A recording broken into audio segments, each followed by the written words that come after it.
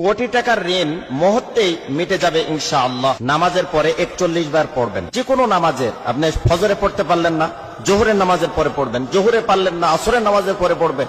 আসরে পারলেন না, মাগরিবের নামাজের পরে পড়বেন। মাগরিবে পারলেন না, এশার সালাতের পরে আপনি পড়বেন। যদি আপনি পড়তে পারেন 41 বার, আর মনের ভেতরে যদি আপনার সঠিক তামান্না এবং বিশ্বাস যদি থাকে, কোটি কোটি টাকার যদি আপনি ঋণের মধ্যে থাকেন, ইনশাআল্লাহ আল্লাহ পাক আপনাকে পরিত্রাণ দিবে। তো আল্লাহ পাক তো আমাকে আপনাকে হেফাজত করবে। আমরা তো ভুলের মধ্যে কেউ নয়। আমাদের চলাফেরা, ওঠা বসা, ব্যবসা বিজনেস করতে গিয়ে অনেক সময় আমরা ভুল করে ফেলি, আমাদের আইডিয়ার বাইরে চলে যায়।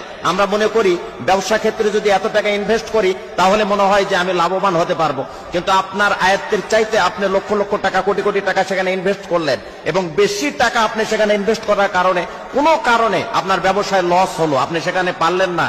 তো এই ধরনের ভুল ত্রুটি আমাদের হবেই। আমরা মানুষ, আমাদের কাছে তো আর ওহী আসে না, আমরা নিজে নিজে ব্রেন খাটিয়ে চলতে হয়। তো সেই জায়গা থেকে যদি আল্লাহর কাছে আপনি সেইভাবে যদি পরিত্রাণ চান আর ঋণ থেকে মুক্তি চান, তাহলে অবশ্যই অবশ্যই আল্লাহ পাক আমাকে আপনাকে হেফাজত করবেন, প্রোটেক্ট করবেন, এবং সেই ঋণ থেকে আমাদেরকে উদ্ধার করবেন। কারণ মালিক কখনো ফিরিয়ে দিবে না। মানুষের কাছে যান, বিরক্তি হতে পারে, মানুষের কাছে যান, আপনাকে ধমক দিতে পারে, কিন্তু আল্লাহ রাব্বুল আলামিন আমাকে আপনাকে অবশ্যই অবশ্যই এখান থেকে উদ্ধার করবে।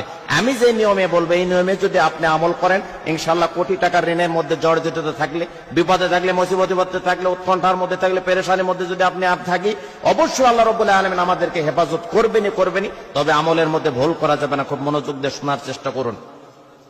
ঋণ এমন একটি জিনিস যে মানুষকে শান্তিতে থাকতে দেয় না, ডিপ্রেশনে ফেলে দেয়, খাবার রুচি নষ্ট করে ফেলে দেয়। আপনার সামনে হাজারো আইটেমের খাবার দাবার আছে, কিন্তু আপনাকে ভালো লাগবে না যদি ঋণের বোঝা আপনার মাথায় থাকে।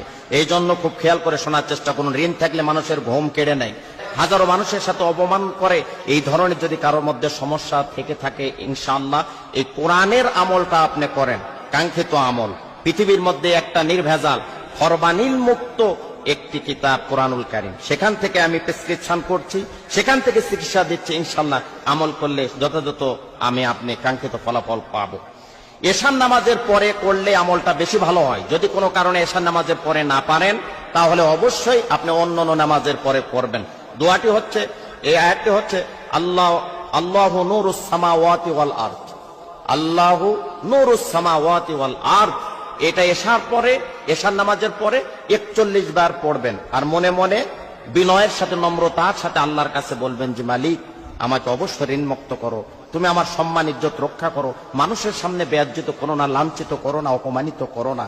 যদি কাঙ্ক্ষিত ভাবে আপনি নত হয়ে নম্র ভাবে আপনি বিনয়ের সাথে মালিককে মেসেজ দিতে পারেন, ইনশাআল্লাহ কোটি টাকার ঋণ থাকলেও মুহূর্তের মধ্যে আপনি ঋণ থেকে মুক্তি পাবেন।